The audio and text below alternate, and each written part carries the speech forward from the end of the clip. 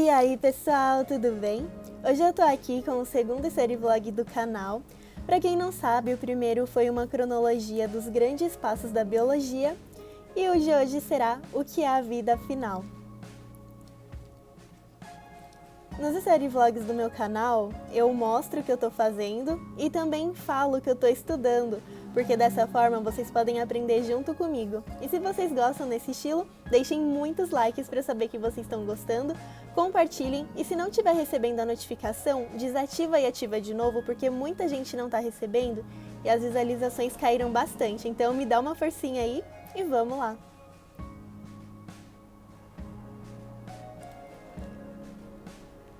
Cada vídeo eu farei com materiais diferentes para vocês irem vendo. No primeiro o tema foi verde, agora o tema é roxo.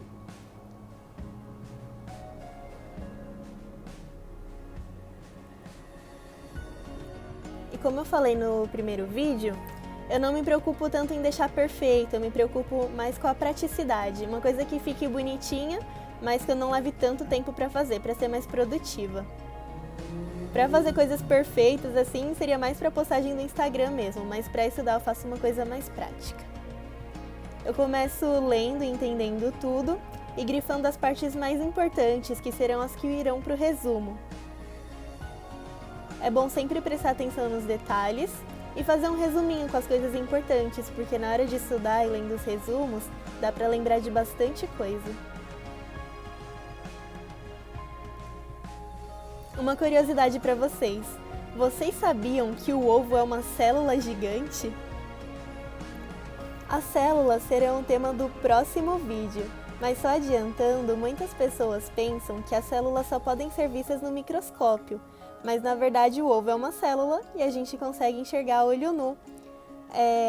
As células da laranja também dá para ver.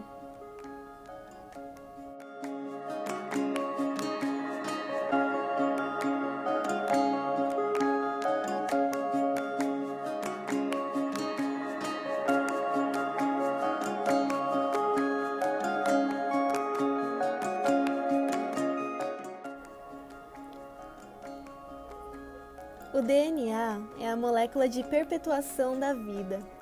Significa em português ácido desoxirribonucleico. Ele é um composto orgânico que tem as moléculas com as instruções genéticas que coordenam o desenvolvimento e funcionamento de todos os seres vivos e alguns vírus. Para ser considerado um ser vivo, é preciso ser composto por moléculas orgânicas, apresentar metabolismo e ter a capacidade de reprodução. E os vírus, eles não têm todas essas características. Ele só pode se reproduzir e fazer o metabolismo se invadir outra célula. Então é uma grande discussão e não se sabe dizer ao certo se é um ser vivo ou não. Muitos cientistas discutem sobre isso. Mas eu, Kathleen, sou formada em biologia para quem não sabe, eu não consideraria ele um ser vivo, não. As moléculas orgânicas são compostas por carbono e hidrogênio. Exemplos delas são as proteínas, os açúcares, lipídios e ácidos nucleicos. As proteínas são polímeros de aminoácidos. E os polímeros são unidades que se repetem, tipo uma grande repetição. Alguns nomes podem parecer bem complicados e difíceis de lembrar, só que conforme você vai lendo e estudando, se aprofundando, você acaba vendo essas palavras várias vezes e acaba acostumando, aí não fica tão difícil. As proteínas apresentam um grupo amino e um grupo carboxílico.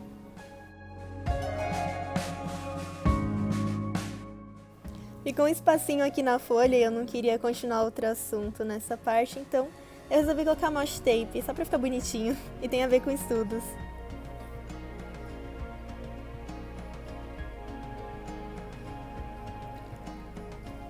Bom, agora vamos para a classificação das proteínas. Tem as catalisadoras, no caso são as enzimas, proteínas que facilitam e aceleram as reações químicas dentro das células. As transportadoras auxiliam no transporte de moléculas para dentro e fora da célula. Um exemplo é a hemoglobina. No caso, ela transporta o oxigênio pelo sangue para distribuir para todas as células do corpo. Os Os anticorpos, acho que todo mundo já deve saber, ou não, mas eles são responsáveis pela defesa do nosso organismo. As reguladoras são os hormônios, um exemplo é a insulina, que ela controla a entrada de açúcar nas células. No caso, quem tem diabetes tem problema com esse hormônio. Mas assim, não existe só um tipo de diabetes, mas esse não é o tema dessa aula.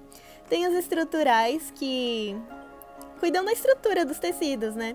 Tipo a queratina que tem no cabelo e nas unhas, e a elastina na pele para ela não ficar muito flácida.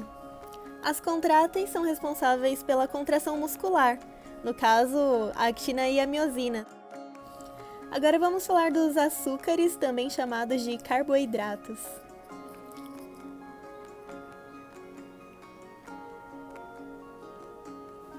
Quando a sequência dos compostos é pequena, ele é chamado de monossacarídeo. Exemplos têm a glicose, a frutose, a galactose. E quando a sequência é grande, ele é chamado de polissacarídeo. Como exemplo tem quitina, amido, celulose e glicogênio. Os monossacarídeos são para fornecer energia, para as células poderem realizar o metabolismo do corpo. E os polissacarídeos têm a função estrutural. Agora os lipídios, que também são conhecidos como gorduras, óleos. Eles são compostos orgânicos insolúveis em água. Isso significa que a água não os dissolve. Eles funcionam como uma reserva energética e também como protetor térmico. E eles são fundamentais para a sintetização de hormônios sexuais, como o estrógeno e a testosterona.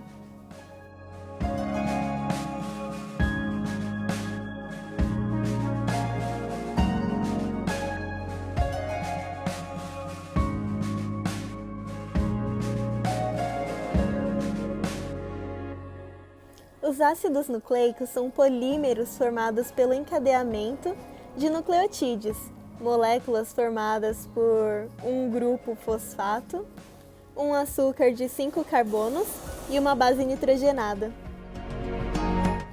Eles estão relacionados com as informações genéticas do DNA e com a síntese de proteínas do RNA.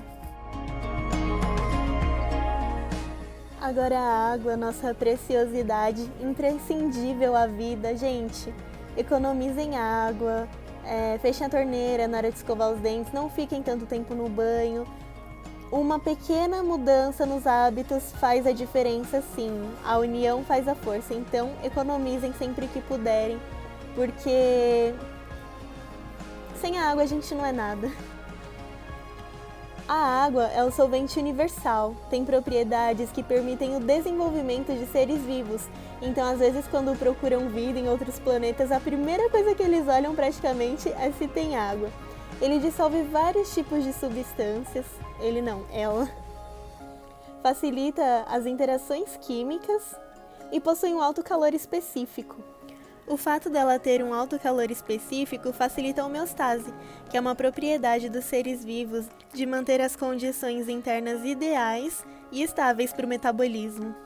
Então, esse alto calor específico da água, ele impede mudanças bruscas de temperatura.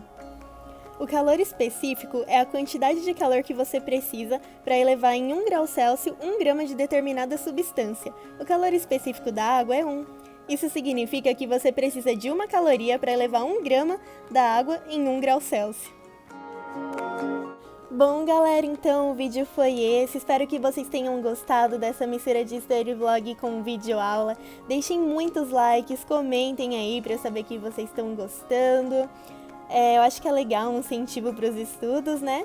E o tema da próxima aula será, como eu já havia falado no começo do vídeo, células. Veremos células, o que tem dentro delas, funções, vai ser bem legal. Então fiquem com Deus, beijinhos e até o próximo vídeo!